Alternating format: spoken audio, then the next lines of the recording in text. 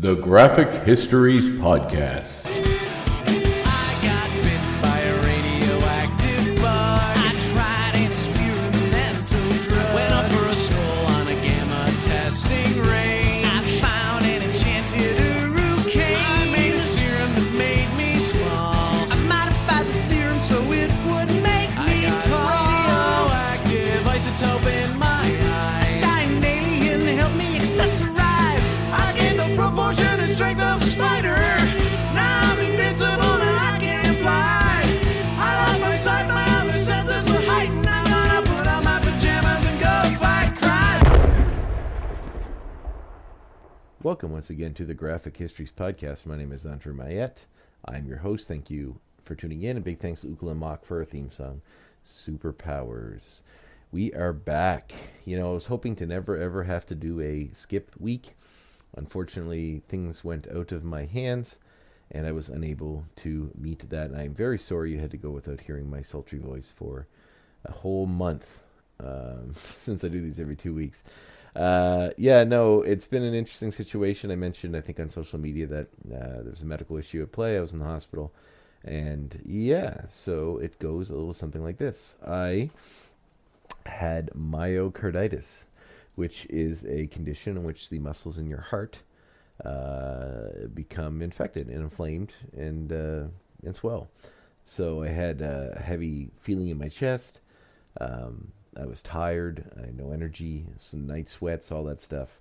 And so, after putting up with it for a bit, I decided to go to the hospital. My doctor was out of town. I'm in Canada, so we have a public healthcare system here. So I went to the emergency room, waited for a long time to get in and saw a doctor. They're going to send me home. They did a blood test and saw that in my blood was a high amount of the certain cells that I don't remember the name of. They start with the T that are present in your blood if your heart's not happy, and there were quite a few in mine. So they kept me overnight, did a bunch of tests, and found out that I had this condition. It's caused by a virus that you can pick up anywhere, apparently. But it is something they warn you about when you get the Moderna vaccine, that you might, on your second dose, that you could perhaps, it's very rare, but you could develop this condition. So, it'd been 2 months I got the second dose of the vaccine, so I didn't really think much of it. I assumed I was out of the woods for that. And they can't prove if it was because of that or something else. But, it is suspicious timing regardless, so... because of it, I have an irregular heartbeat at the moment, meaning I have to take pills and monitor it all, see specialists, that kind of stuff, until it rights itself and goes back to the normal little heartbeat it used to be. My vitals are good, my blood oxygen is good, everything's good. There's no damage, and it should all go back to normal soon enough. But it's just kind of a scary few days to sit in the hospital. Because of that, I had initially a meeting with Tony Kitterell planned. He had to work and was unable to meet a meeting time, which is fine, and then we rescheduled, but then I was in the hospital and was unable to record, and I've reached out to him a couple times to try to reschedule. However, I haven't heard from him, so he either is busy or who knows why. But hopefully I can reconnect with him somewhere down the line, and we can have another talk, or a talk in general. But in the meantime, I do have another wonderful guest this week. Her name is Karla. I want to butcher her last name, so I'm just going to make sure I'm looking at it correctly before I say it, just to make sure I don't do it incorrectly. Her name is Karla Nappi, N-A-P-P-I, and she is a writer. Started off as a script coordinator, and we talk about all that in her stuff. She's amazing. Great interview. Really cool to talk to. We did some great insight on motherhood, becoming a mother a little late in life. Talking about, the film industry, talking a little bit about how when you're pregnant in the film industry, how they tend to kind of dismiss you as a lost cause for a while, and things like that. So it was a very interesting interview. I had a great time talking to Karla. She was wonderful, and I hope you enjoyed the interview as well. So without much further ado, here is my interview with Karla Nappi.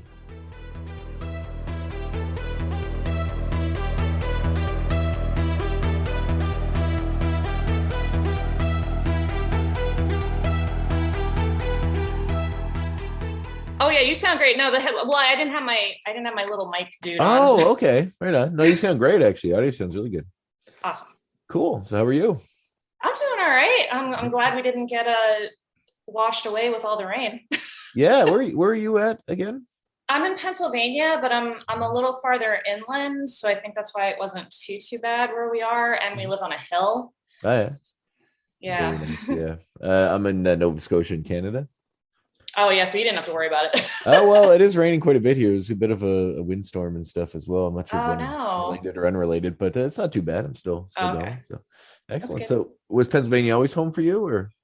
No, I grew up in New Jersey, and then I moved to California 2 different times. The last time I lived there for almost a decade. Mm-hmm. And then after I had my son, because I had him, at 40, I decided I didn't want to keep doing the work I was doing, and we couldn't afford to live in California on one income. What were you doing there? I was a script coordinator for film and television. Ah, okay. And I was trying to break into film and TV writing, which is incredibly difficult. And it didn't help that my agent wasn't sending me out when I was pregnant, and I didn't know. Really? Yeah. Well, why not? Like, what does it matter? He's like, well, you're going to be giving birth soon. And I'm like, I literally just wrote the best sample of my life. You told me it was the best sample of my life. And then you don't tell me until I'm like, basically giving birth that you didn't send me out. Wow. So that kind of screwed me over, because I would have stayed in California if I'd gotten a writing job, because I loved it there. But I was like, well, I don't want to keep script coordinating. The money's crap. The hours, you're on call 24/7. Like, you could get a script from a writer at 4 a.m. and you have to take care of it. And I was like, I can't do that with the kids. Like, I just know my personality. I wouldn't be able to manage it. So we moved to Pennsylvania, and I'm not a huge fan of living in this area. I've kind of gotten used to it. Why did you choose Pennsylvania? We wanted to be closer to my husband's parents, who were supposedly supposed to be helpful for us with Wyatt, but did not turn out to be so helpful with Wyatt. I see. But the cost of living is much cheaper here. Like, in Santa Monica, my rent was $2,000 for a 1-bedroom. Wow. There's no way to sustain that on one income there. And then here in Pennsylvania, we bought an entire house for $30,000, and our mortgage is like $500. Wow, that's crazy. Yeah. Comparatively, I know, like in where I live here, like the housing market has got nuts because of COVID. A lot of people have, like, Nova Scotia's kind of, I'm not sure if you're familiar with Canadian geography, but we're on the East Coast, just above like New York and Boston and Maine. And so, like, since COVID, the housing market's like went crazy up. So all these people from like the more populated parts of Canada, like Ottawa and Alberta and those places, are all coming out here because the cost of living is so much cheaper and the houses are so much cheaper.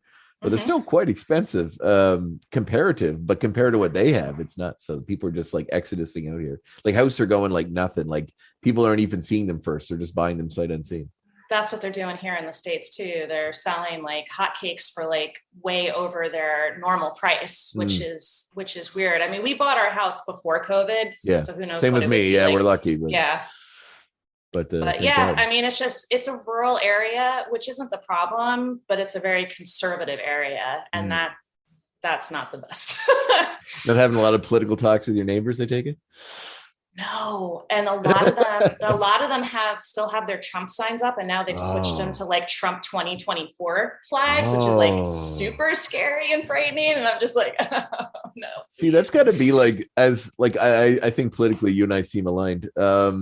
As Canadian, obviously, I have no part in that, no dog in that fight, but I am very interested in seeing how it goes, it shakes down. But like, to walk, because, we have liberals and conservatives here, which is basically a Democrat, Republican system. But there's a few other systems as well that are kind of vying, but never really get into any real power. But to walk down the street and just see that stuff all around you must be like 1984-ish. Like, it must be incredibly... Yes. Yeah, like, especially leading up to the election, it was traumatizing after a while. Like, everywhere I drove, I couldn't escape it. So to still see people with that stuff up, it's just like, it's like a lot of people, I think, in certain areas are like, oh, it's over, he's never going to run again. And I have friends who say that, and I'm like, no, And they're like, well, he was impeached twice. I'm like, but he's not barred from running God, again. that didn't stop him do anything. No, I was like, he's gonna run again. I was like, if he can do it, if he's not dead, he will run again. And it's very possible he could win. It's entirely possible. I wholly believe he didn't expect to win the first time, but he did. So no, he didn't expect to win the first not time. at all. It was all publicity stunt to get more money for another season of The Apprentice. But he just sort of fell ass backwards into winning this thing. And it's like there's this book, I think John Oliver made fun of it on Last Week Tonight, where there's a book called like The Kid Who Became President. And it was like about a kid who ran, I don't know if it was president of the school, I think, on a technicality or something. Right. You know what I mean? And then the whole thing was like an allegory for Trump's run. And like he explained it all. It worked out so well. And like the end of the book is when basically the kid is like, look, I'm going to quit because something's broken in the system that'll let me be president. And, Oliver's like pleading with Trump to do the same thing. But it was really funny and incredibly funny. It was really apropos for the whole situation. So, yep. Okay. So you grew up in New Jersey, you said, right? New Jersey. Yep. Went to college at NYU. What'd your folks do? My dad worked the same job since he was 19, and he only stopped working there within the last couple of years. Oh, wow. He's still working. Yeah. So he started working when he was 19, he's in his 80s, and now he's kind of just doing his own thing with graphic design. He does signs for all the businesses in the area where he grew up. That's kind of what I do on top of like this sort of stuff. Oh, nice. Yeah. Nice. My mom retired early. She mostly did office work, and she retired early because she had a disability that made her need to stop working. But she's very into the arts and ballet. So I feel like she's always kind of been like a frustrated artist that didn't quite get to do what she wanted with her life. Yeah. Did you find that perhaps you found some, solace in the fact that you kind of went a creative route with your life? Maybe they wanted me to be like a ballerina at first when I was younger. Yeah. My sister was a professional ballerina, and they were pushing for me to do the same thing. Cause my mom still takes ballet lessons. I think one of the things she wanted to do with her life was be a ballerina. And so, that didn't happen. And so she kind of pushed us into it. And it was like, as parents do. Yeah. And I hated it. But I think part of why I hated it was because we didn't know it at the time, but I have scoliosis and I have hip dysplasia, and we didn't find that out until much later. And so it just kind of made things difficult for me on the ballet front. Cause everyone's like, oh, you've got the ballet body, you've got the short torso and the long legs. But I was just like, I don't want to do this.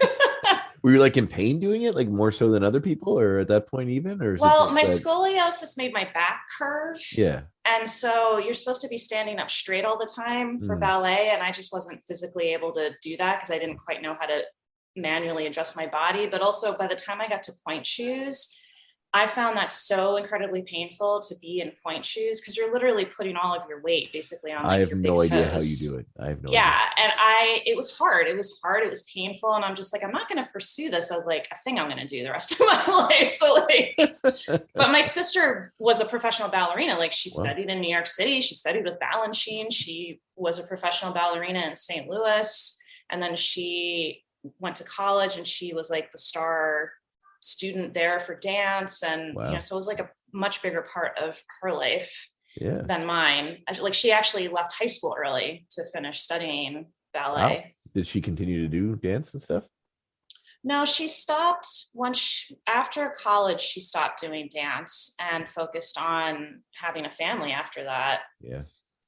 So I think it was just such a big part of her life for so long. She was just like, I want to move on to something else. Yeah, that's fair. I mean, generally, like, I don't know how well, like, once you have kids, I'm not sure. I don't know how that changes or if that changes what you can do when you come back.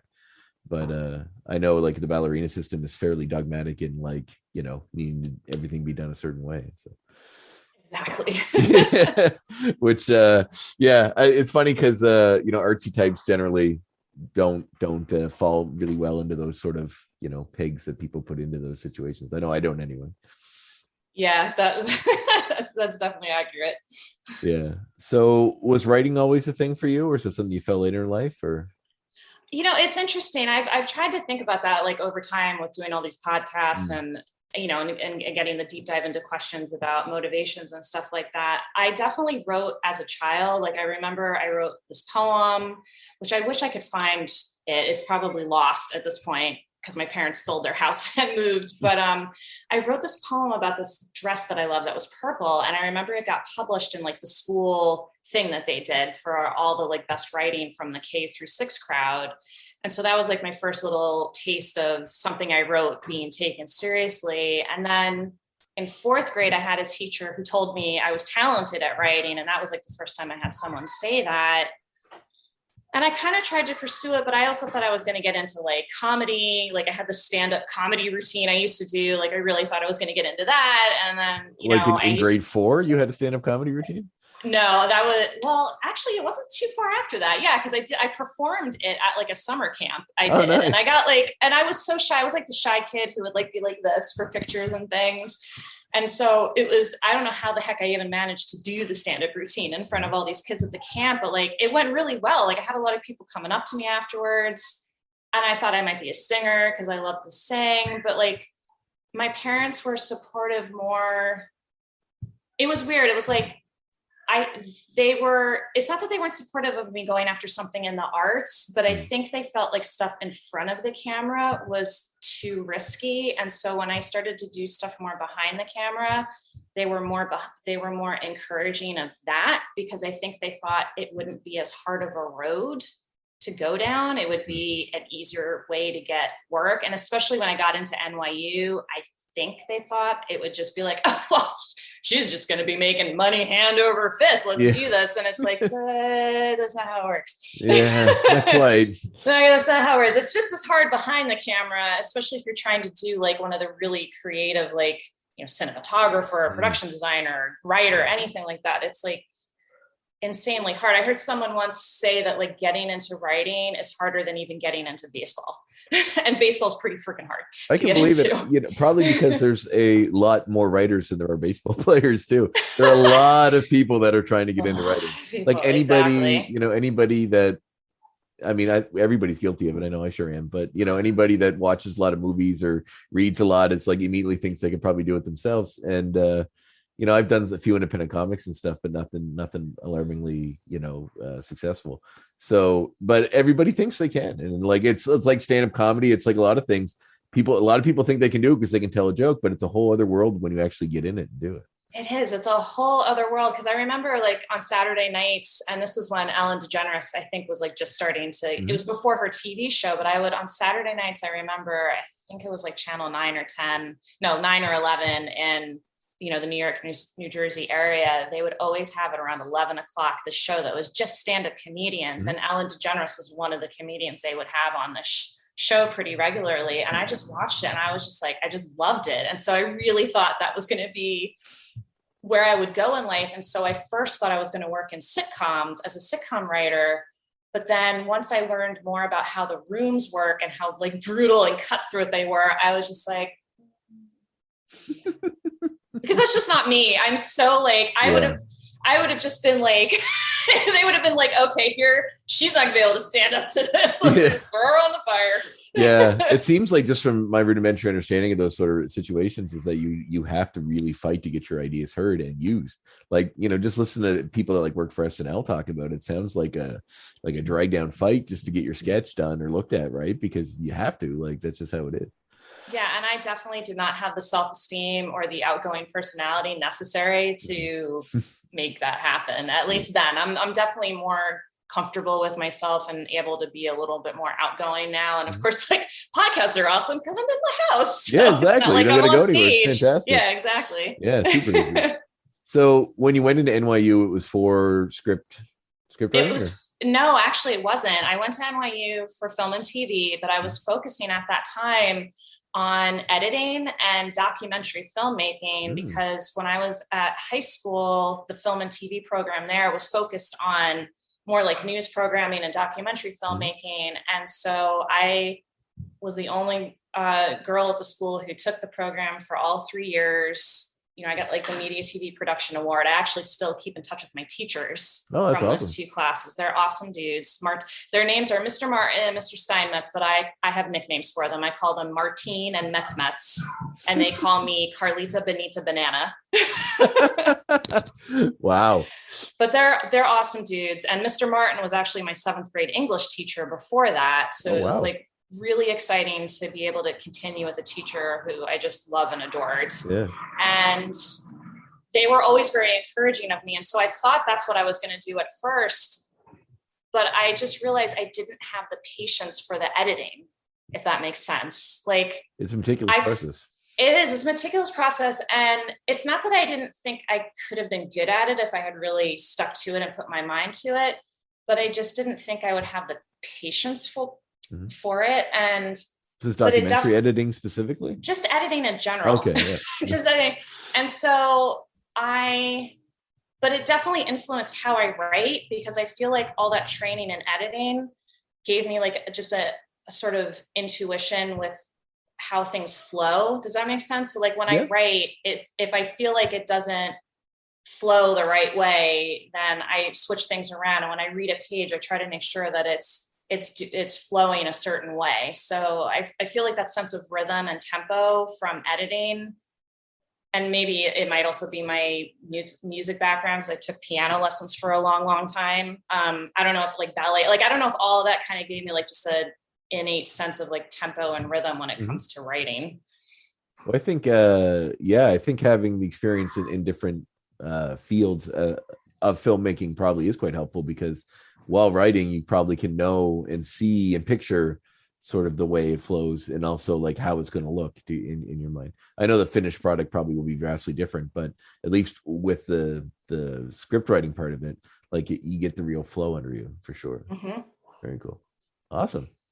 So, okay. So did you graduate in NYU? I did. I graduated NYU, and NYU was like a very interesting place, because at least at the time when I went, a lot of the teachers were frustrated professionals who hadn't succeeded in their fields. I feel like that's the case in almost anything, really, but especially in the art industry, like, because I do a little bit of acting and stuff, just whenever they film films here.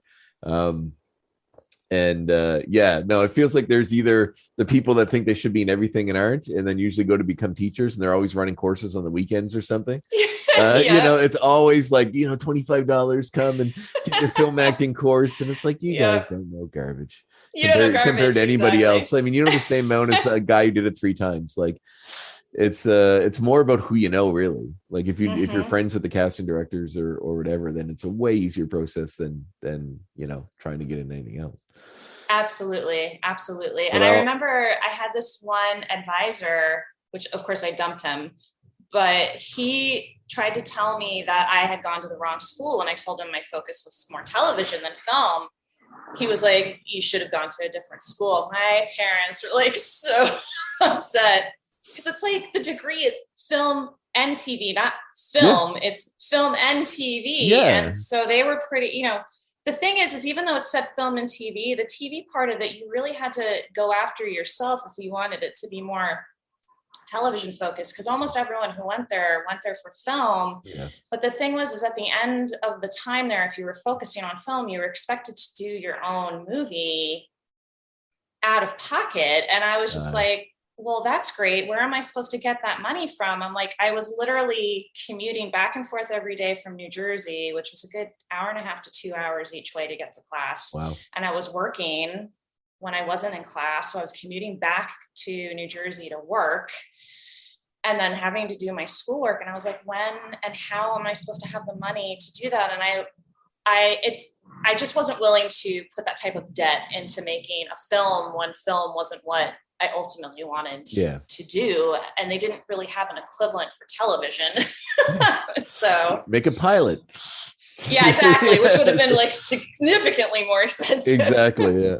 Well, I get some of those frustrated teachers to be in it.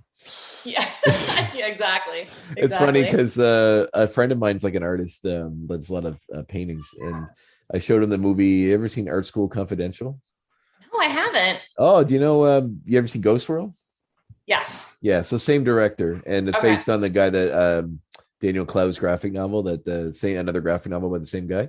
So and it's about like this pretentious art school this kid goes to, and we had a real laugh at it because like the teachers, like, you know, all the teachers are frustrated artists that are trying to still get discovered, and they're like in their 50s, you know, and just stuff like that. So I have a special place in my heart for those type of characters, especially the ones that you run into in real life. It's hilarious. Yep. Like I mean, power to them. I really hope they make it someday, but it's something we can all relate to for sure. Oh yeah, absolutely. Well, that's just it. It's like, you know, I'm in my 40s by the time I had my first comic book published. So, you know, things happen when they're going to happen. You don't always have control over all the extenuating circumstances that control everything. And I think comics came into my life at a time when I was ready to have comics come into my life. So you didn't read them growing up? I didn't read them growing up. I got introduced to them to read when I started going to comic conventions. It's not that I wasn't aware of them. It just wasn't something I read. And then, you know, I took the classes at Meltdown Comics, and it felt like everything clicked into place. Like everything I had done all my life was leading to this moment to do comic books. And it's just something I really love doing. And being able to actually bring what I'm doing to life has been great, because it's like in TV, a lot of the times it's like, oh, great, I wrote the script and now let's shove it in a drawer. What prompted you to go like to the comic conventions and discover all this to begin with? I had this friend who kept trying to get me to go to comic conventions, and I'm claustrophobic. So like my immediate first reaction to seeing like something like San Diego Comic-Con was like, hell no. Yeah. But she was like, no, you're gonna love it. She's like, you're a geek, you're a nerd, like you're missing out. And so finally she got invited to talk on a panel at WonderCon in Anaheim. And I was like, all right, I'll go with you. I'm going to support you. We're going to go to this. And my friend Himkar, who is a comic book writer, was there at the same time. And so, you know, I got to see her on the panel, and I got to like walk the convention floor. And I thought WonderCon, at least at that time, was like a good introduction to it, because it wasn't as crazy as it had gotten in later years. It was still somewhat quiet. Mm-hmm. And, you know, then I got to see like all the artists. I was like, oh my God, this is so freaking cool. And then Himkar introduced me to some other comic creators who I'm still friends with today. I bought one of their books while I was there, and I just started reading it, and I was like, this is really freaking cool. Like, why haven't I been into this before? Like, what have I been missing out on my whole life? And so then I started getting into fables. I was up for a job at Telltale Games. And so I was playing their games to kind of learn more about the company. And one of the games I was playing was the one with Big B Wolf in it. And I was like, The Wolf Within? I was like, yeah, The Wolf Within, or yeah, something like that. And I was just like, wait a minute, there's like a comic book about this? And so I picked up the first trade paperback, and I think I like blew through it in like less than a day. And I just kept going back and buying more and more and more. And so it just started this deep dive into the comic book world. And then around that time, it was like a thing for people to adapt their pilot scripts into comic books to try to help sell them as pilots. And so that's what I tried to do with Duplicant. I wasn't expecting to fall in love with writing comic books as much as I did. And I was just like, because I was just going to do like a one-off issue. But in the class, I realized, I'm like, this is really awesome. Like, I need to do this. Like, this is what I need to do. So your book Duplicant was meant originally as a pilot? It was meant originally as a pilot, but the pilot script, if you read the pilot script and you read the comic book series, they're very different, actually. So what ended up becoming the pilot script, there's like a bare bones sort of skeleton between the two of them, but otherwise they're very, very different. Yeah, I did a little research. Now I knew you were going to be in the show, and you said, I think in a previous interview, that it was inspired by Repo the Genetic Opera. Yeah, which is one of my favorite movies, actually, that nobody has ever heard of. I don't constantly talk about it, but I'll often bring it up, and like hardly anyone's seen it. I caught it at a film festival years ago. It was like a midnight screening, and it seemed that's what I saw it at. Yeah, like, it was right up my alley. City arty, you know. It was it was awesome. It's called the Fin Festival now, but it's the Atlantic Film Festival in Halifax. And it blew me away. And I got the Blu-ray, and I dust it off for once in a while. It's a really fun movie. That's kind of really gonzo, but ridiculous.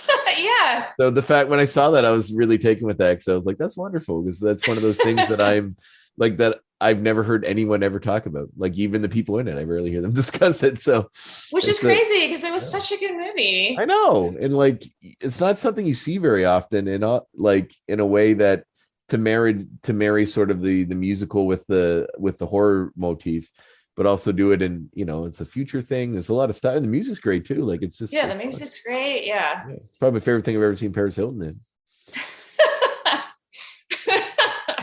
That's for sure. Absolutely. Yeah, no, that's cool. So the basic concept is in the future there's organ failures. I'll let you take it from there. Oh, so yeah, and before our current pandemic, I created all this, but yeah, in the future, everyone is subject to getting this organ failure contagion. So say if your lungs fail, instead of getting a transplant of someone else's organ, the company Regeneris Tech has created these 3D duplicant organs. And so that's why you're called a duplicant after you get these organs. But the cost is so high, you're sold into indentured servitude. You don't have any choice about where you're going, who you're going to be working for. There's supposed to be all these fail safes to make sure people aren't getting taken advantage of, but of course it's happening anyway. And so the two people we meet in issue 1 are Pamela, whose lungs fail and finds herself thrown into this crazy situation. And she's also hearing there might be some like fatal flaw with this technology. And Matt Travers, who's the one that created this technology, he's not happy with the way it's exploiting people because he just meant it for good. And so Pamela seeks him out, and that's what spirals him onto a journey to find out what, if anything, is actually going on that's nefarious with his technology. Wow, sounds cool. Thanks. Very cool. How many issues do you have out of it now? So the 5th issue is being drawn right now. I actually just got the first 18 pages in from Mariana last night because it's like a super big issue for this one, and I was just like, oh my god, it looks so pretty. Yeah, her artwork's beautiful. Her artwork's beautiful. Yeah.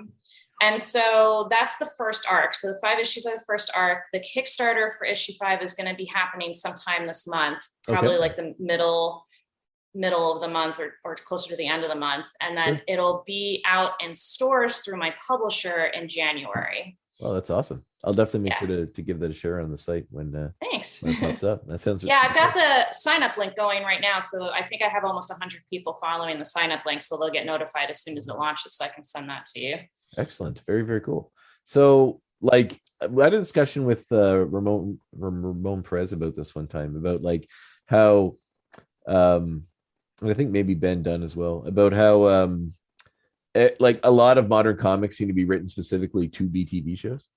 In a way that like some shows or some comics I read, a lot, especially indie ones from Image, and I'm like, this was made specifically to be a TV show, and I'm just waiting for the day that it shows up. So the concept for yours sounds really cool, and it does seem, it's neat that it was originally taken from Spec Script, because it sounds like a really good TV show. So yeah, I mean, ideally it would get sold as like a TV show or a movie, but I'm at this point, my goal was to make it into a comic book and get it out to people. And that's what I'm doing. And so I'm just super happy with having my name in print and having something I made like in reality, and I can show it off and be like, look. Yeah. It's amazing. Like people like to actually have a finished product of something you've created is quite the feeling. To hold it in your hand and say, I did this, all the work is done, it's finished. And it's fleeting because then you just immediately start the next one. but in a way, it's a very rewarding experience. So congratulations on that. So it was like the sci-fi aspect of things. Is that always your genre? Is that what you're into? Yeah, sci-fi is comedies, and then also sci-fi have always been my thing. So, I grew up watching, my dad was very into sci-fi, and so I credit him with introducing me to that world. I would watch like X-Files, I would watch Blade Runner. I probably watched Blade Runner way too young. I was probably like 7 or something when that movie came out or something like that. Getting all the heady existential themes. Yeah, exactly. All that type of stuff. Minority Report was a huge influence on this series and one of my all-time favorite movies. Have you read much Philip K. Dick? That's the funny thing. I haven't. Like, I've seen almost all of the movies, but I haven't read any of his stuff. It's good stuff. It's a bit heady, but it's good. Like A Scanner Darkly, I really like. The movie was by Linklater was really, really good as well. But like some of the themes that I've noticed in some of the stuff I've seen of your work kind of strikes me as Philip K. Dickish. So which might not be a word that I just invented, but the Philip K. Dickish.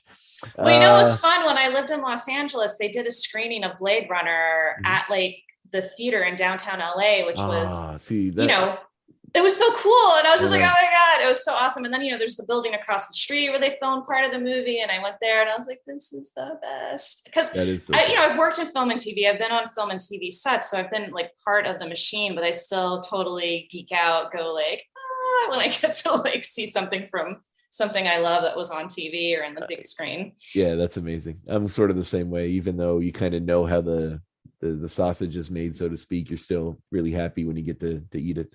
Well, you know what's funny is like Doctor Who was one of those shows, you know, where they have like, for sure. Oh my God, I love Doctor Who. Oh, me too.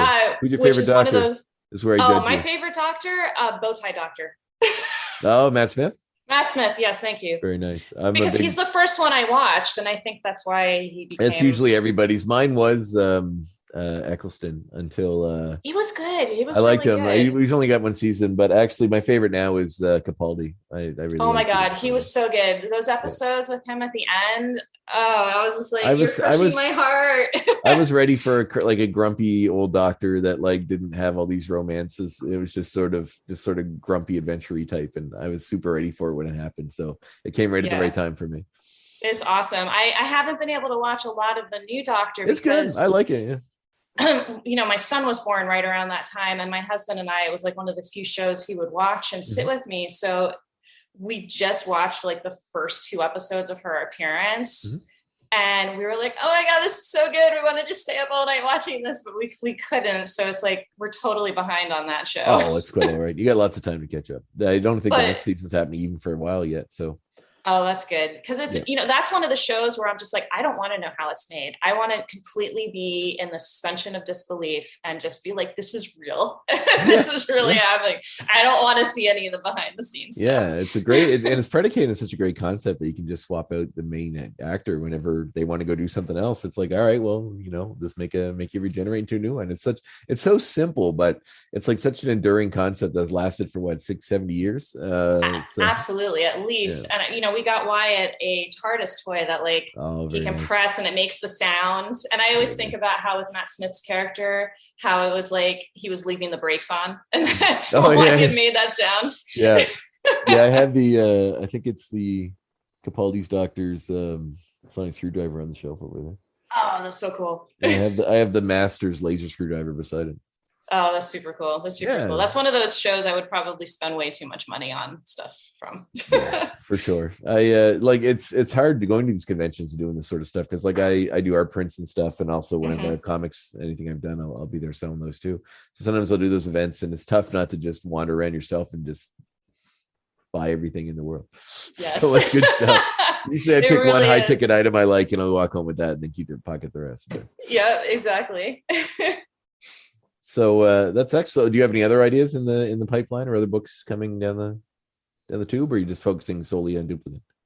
So I've got Duplicant. My children's book is on the back burner at the moment just because I haven't had the bandwidth to focus on it, but I'm working with an editor on that. And then I'm almost done with writing the first draft of the script for Nabarang, which is a paranormal supernatural thriller that's going to be an animated series I'm creating with Sapphire Sandalo. She's a paranormal expert and animator. Oh, wow. So we did a pitch document for it last year during the lockdowns, and a couple of places were interested, but they wanted to see the script first because we haven't written in that way together. So that's, you know, we both had stuff we had to handle first before we could come back to it. And so that's why it's taken a while to get to it, but we're almost done and we're feeling, you know, really good about it. So we're hoping to be able to start getting that out and pitching soon. And then I probably can't get into too many details on it, but I got hired to write like a synopsis for a potential live action movie. So I gotta get hopping. I gotta get hopping on that in all my free time. Yeah, in between raising a child. In between raising a child, he's 3.5. Oh, at a fun age. And he starts preschool soon. He's into everything. He's into everything. It's funny when like people meet him, they're like, "Wow, he's nonstop." They're like, "He must pass out right away," and I'm like, "No." There's a deep wellspring of energy down to his core and probably beyond that to like into the floor that he draws from. I don't have kids, but I've like literally I just turned 36, and a lot of my friends are slightly older than me, but not by much. But literally all of them in the past year have all had children. So yeah, it's around that age where people start having kids. Well, you it's either like, have to, oh or my you're not God, I'm going almost 40. Yeah, exactly. That's literally it. Like they've all have kids that are all within like their first. Most of them are still within their first year, but it's somewhere between 1 and 0 and 2 at this point. And the like the couple friends I had that didn't have met and are with women that have children. So basically, they just inherited families.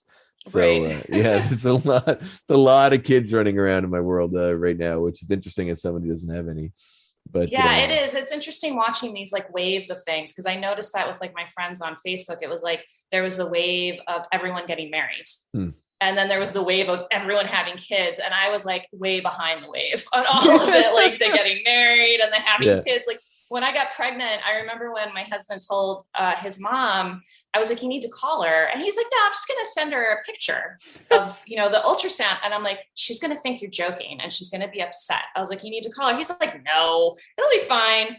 And so she emails right away and she's like, is this a joke, Joey? She's like, this better not be a joke. And I was like, you need to call her. He's like, I'll just email her back. I'm like, get her on the phone. So he got her on the phone and she's crying. And she's like, is it a joke? And he's like, no, Mom, it's not a joke. Because everyone had given up on us because we'd been married for like 4 or 5 years by the time I was just like, well, I'm 40. I guess we should give this a go.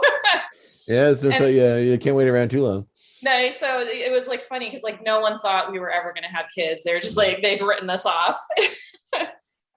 Surprise, twist ending. Surprise. But I also think like, up until we decided to have kids, we didn't know that we were definitely going to have kids. And it was interesting to me that like the assumption was as soon as we got married that we were going to have kids, and people feeling like they could question us about that and check on it and everything else. And I'm just like, it's not your business. I'm like, what if I just don't want kids? But what if I'm trying to have kids and I'm having a really hard time? Like all these pointed questions are not. And like especially not your business. Especially if you don't really plan on having kids, because it's on. People take it like people almost take it like an insult to them. Yes. Like by you saying you don't want children, it's like they feel like you're judging them for having kids or something. Like I really don't understand it, because they're like, my wife and I've been together for 15 years, almost 14 years. So we were together for 9 before we got married. We were engaged for 2. So, people are always like, when are you guys getting married? And after like 5 years, they stopped asking. So then we got engaged at like 7. And then it's like, okay. And then when we got married at 9, it's like, what are you guys having kids? It's like, we're not really planning on. It's like, what? Like people like people are angry. They're like, what? You'd be a great dad. It's like, yeah, maybe, but there's a lot of people in the world, like we don't need more people right now. I don't need more of my DNA out there. It's fine. Well, and then, the other crazy, I thought like, it was really weird to me when I was pregnant, how the level of excitement I was getting over this like thing that it's not like I did much, you know what I mean, to make it happen. It's not like I poured my blood, sweat, and tears into it to make it happen. Yeah. And the level of excitement for something that it's like my body's just kind of doing on its own without me, compared to my comic book or like all my creative projects, I was just like, this is really, it was just like a weird commentary on how we value life and what's important really in our lives. That's super interesting. Because true, I bet you like the amount of like praise heaped on you for just getting pregnant compared to like the thing you worked on to like, I'm not saying you don't work to make a kid, but once the process is going, it's going. And you actually have to like, you guide, like when you're writing something and creating something, you need to, every step of the way, you have to be there to make sure, it works and it's such a drain on you mentally. Like that's hilarious that you're like, oh my God, I can't believe you're pregnant. What a great job. And it's like, well, I made this thing. It was like the best thing in my life I had done. And I'm just like, it was like everything else I had done in my life didn't matter anymore. And I was just like, this now is you're a mother. Really weird. And it's not that the pregnancy was easy. I wouldn't say like I had a super rough pregnancy, but I had a pretty rough pregnancy.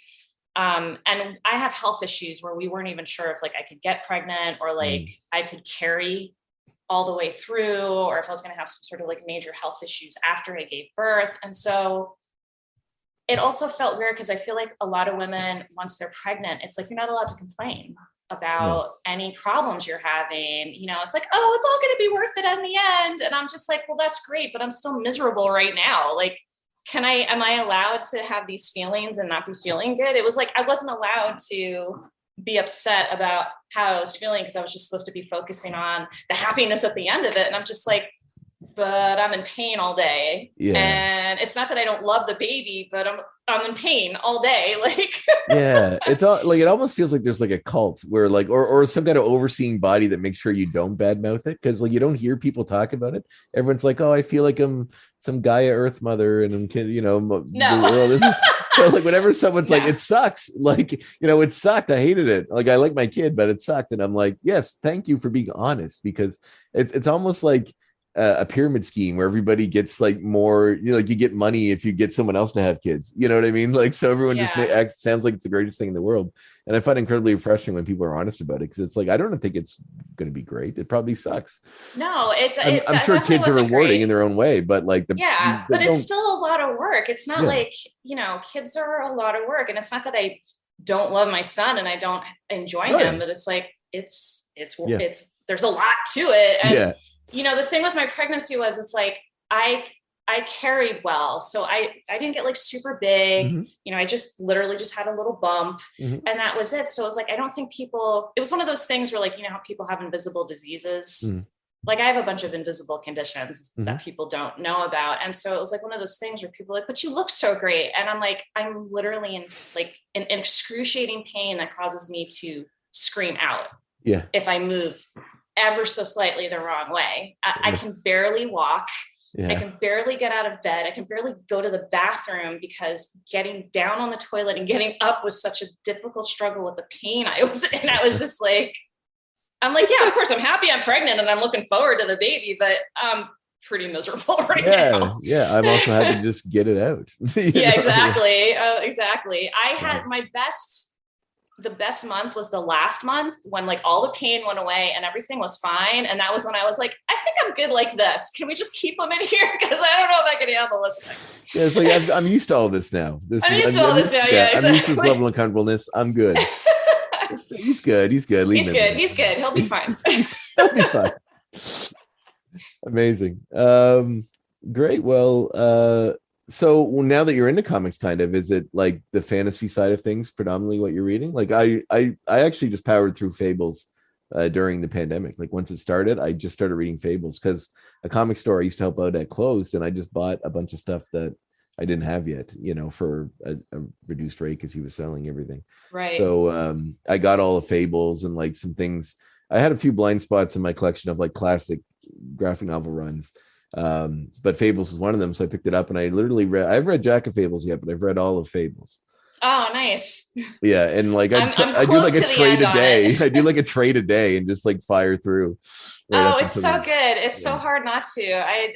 I think I have like 2 or 3 trades before I'm completely done with it. I've been reading a lot of Kickstarter books because once I started doing the Kickstarters during the pandemic, you know, you do a lot of cross promotions with other campaigns. So I started like backing a bunch of campaigns. That's how I got introduced to Charlie Stickney and White Ash, was through my comic creator friends I knew already. And he was into Kickstarter. And then, you know, I learned about David Walker through Kickstarter. And so I've been trying to read like his books. I have Bitterroot, which I'm working on, which I love. And then I read his biography of Frederick Douglass, which was just absolutely heart-wrenching. And I have his Black Panther book on my list of things to read next.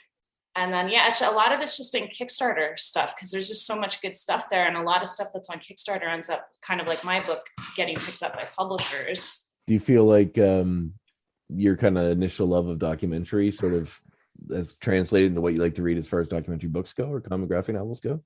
Yeah, I think so. I definitely love anything like historical. And you know, sometimes I wonder like where it would have gone if I had kept up with that. I did for like a hot second work at like a news station in Lynchburg, Virginia, and I probably would have kept up with it, but the pay rate was so insanely low that everyone there had to work 2 full-time jobs to make ends meet if they were working at the TV station. And I just did not have it in me to do that. And so I ended up, leaving and coming back to New York. Not that I was living in New York, I was living, in New Jersey with a friend, like in a room, but it was pretty humbling, because in the area that I was in, it was well water, which is like a whole thing. You have to use the water very sparingly when you have well water. And then the garbage, you have to drop your own garbage off the dump every week. There's no garbage pickup. And so it's a very different way of living, that if you're still trying to figure out like who you are and what you want to do and where you want to be, can be very lonely and isolating. I can't imagine it's easy to find that in Lynchburg, Virginia. No, and I'm actually going back down there tomorrow because my grandfather lives on the property I had been staying at when I was there. Oh, wow. And he's 94 and he needs a lot of help. And so I was going to say, you mentioned your dad was 80. Your grandfather's still pedaling around at 94? He's 94. Wow. Yep. And So, I was is he your there dad's all father? last week. No, it's my Okay. mom's. I was going It's to my say, mom's. did he have your dad when he's 14? Because No. that seems like a whole interesting story to me. It's my mom's stepdad, actually. Oh, wow. That's crazy. So, but I'm like the closest relative around that can help out. So I'm going down tomorrow for a few days. I was there last week for almost the whole week. And I have friends in the area because I used to spend my summers in that area because it was my grandmother's trailer first. So like I have a deep history of knowing the area and knowing the people. I almost went to college actually there too. Wow. Very cool. Awesome. So anything I missed about Duplicant issue 5. Sign up for the Kickstarter so Excellent, people get yes. notified when it comes For out. sure. Very And good. then issue 3 is in stores this month, but I haven't been given a definitive release date. And this is it distributed through Diamond? yes, Or whatever is Diamond still going? Okay, yeah. cool. Yeah. Barely. They're like, Yeah. It seems like they're getting everything, pulled, like, yeah. because the big guys are all doing their own thing now, basically. Isn't Penguin Mhm. DC, and I can't remember. I can't keep track of it all actually, but I know that the guides have changed significantly since they did all these things when you go to the comic store. So It's frustrating with Diamond because issue 3 was supposed to be out in August, and then all of a sudden the next thing I knew, it got moved to September 1st. So if you go to like League of Comic Geeks or you go to the page for my comic book on Diamond, it's like September 1st, but it's not out yet in stores. So you have to go to the new releases page on Previews World, and it shows you everything for the current week and the following week that's coming out. And my book isn't listed for either week, which means it's not out this week or next week. And so I never know when my book is out. And so it's like insanely hard to do any type of promotions. yeah, wow. And then on top of it, it should have been out already.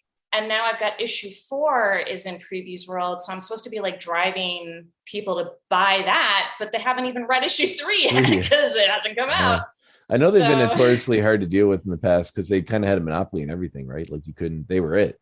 They had a monopoly until the pandemic. And then because they stopped putting the comics out, it broke the contract. And that's why, was it Marvel or DC? It was DC. Yeah, That DC, was like, I think. bye. Yeah, and kind of kicked off from there because I think Marvel might be doing their own thing too. So Yeah, I think Marvel's doing something with Penguin or Random House or something. yeah, it's one of the other one. I know Penguin is one of them. So it's a kind of a weird state of affairs for the comic industry in general. But and the way things are with Kickstarters and stuff now, it seems like people are really stepping up and kind of finding ways to get their books out there, and it's really cool. Like, yeah, Kickstarter's been great. It's hard, but it's a great community. the days of just having yourself print a comic on your table and hoping somebody walks by that might be interested are, I mean, they're still there, and I wouldn't want to see those go away because it's actually kind of a cool way to meet new books. And like, I've picked up some comics from tables that other people were selling that just looked interesting that I really enjoyed. So it's a cool way to discover some new talent. But it is like, I have quite a few friends that work, like a couple people that work for Marvel, and they're putting their Kickstarter books as well. And I just received the digital version of one of them, and they're great, fantastic. So I'm looking forward to the physical one when it comes to the mail. But awesome. yeah, it's very cool. And yeah, so definitely your Kickstarter. And if you want to drop me a link when that comes out or whatever, let me know and I'll put it on the thing as well. Fabulous. Awesome. Thank you so much for being on the show. It was great talking to you. Oh yeah, thanks for having me on. I'm glad we could make it work with all the timing and everything. Oh, no worries at all. I felt bad because I was supposed to talk to Tony Kitterell before. I don't know if you know him, but Peter, I know the name. Yeah, Peter Bro is who put me in touch with a few people. Yourself, I believe, was one of them. And he got it set up, but then it was like one of those things. Like I tried to book with him on a day, and then he had to work, and then I'm getting another day, and then I wound up in the hospital. So like, oh, no. Yeah, I'm okay. Okay. Yeah, I had a myocarditis, which is yes. Ooh, that's serious. Yeah. They warn you that when you get your second dose of the vaccine, you could get it, and I was like, all right, and I didn't really think about it, but I'm like the right age. I'm 36. I'm white, and I'm male, which are like all the things between. I think it's between 35 and 50 is like the zone. So interestingly enough, yeah, and it's been 2 months since I got vaccinated, so I don't. My second dose. You don't know if that's it. Yeah, it's odd timing if it is, but they don't know. So anyway, yeah. So and then I tried to reconnect with them, and I couldn't get in touch with them, so I don't know. But I really appreciate you being on, and it was great. Yeah, absolutely. Thank you. Awesome. Well, I'll be looking forward to the new book. All right. All right. Have a good day. Bye-bye. Bye.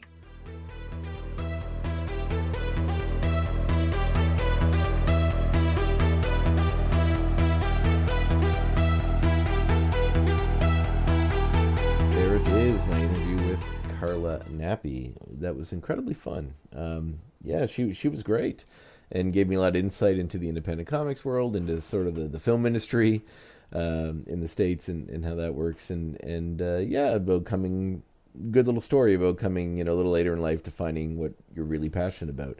And she certainly is about comic books and graphic novels. And her book, Duplicant, is doing very well from what I understand. The Kickstarter's out there. I'll be sharing the links on social media, probably leading up to this interview. So if you want to head down my feed on Facebook or on Instagram, you will find those.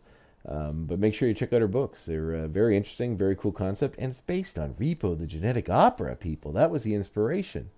Now, if you haven't seen Repo the Genetic Opera, you should absolutely watch this film. It was directed by Darren Bozeman, who I believe was involved with the Saw franchise. It is a dystopian future where Anthony Stewart Head, who played Giles on Buffy, plays a scientist who works for a company whose job it is to repossess organs of people who have gotten transplanted organs due to these series of organs failures that happen in the future. So if you don't keep up with your payments, they send the repo man to cut the organs out of you and return them back to GeneCo, where they're from. Now, it's also a musical, an opera, in fact, so there is no real spoken word. It's pretty much all sung, like an opera. And it is a very interesting movie. I mean, you got Paul Sorvino in there. You got, I'm blanking on his name, the guy that's in the Rob Zombie movies, Bill Mosley. And Paris Hilton's in there briefly. Ogre from Skinny Puppy's in there. The girl from the Shark Girl and Lava Boy movies, whose name escapes me. Sarah Brightman, who's a very famous singer, is in there. It's very interesting. It's got some interesting music, cool story. If you ever want to watch Giles from Buffy eviscerate somebody, you will have it in this movie. And I was very taken with the fact that the germ of the idea for her book came from that movie, because it's a great movie, and I suggest you track it down and give it a watch. It's fun. It's got a little bit of something for everybody. I mean, if you're not into horror movies or that sort of thing, you probably won't dig it. But if you are, it might be the movie for you. In the meantime, thank you very much, everybody, for tuning in once again. Please make sure to like and share. Do everything you can to get me some of that sweet MeUndies money that the other podcast people have. I'd like to get a little taste of that MeUndies tree. At least just some free MeUndies. I mean, come on. But please do like and share. It'd be nice to expand my influence a little bit. Get some more people listening, because it's a lot of fun doing these interviews, and I think people are enjoying them. So why not help somebody else to enjoy it? But I will see you in a fortnight. Thank you very much for tuning in. My name is André, as always, and I look forward to speaking with you next time.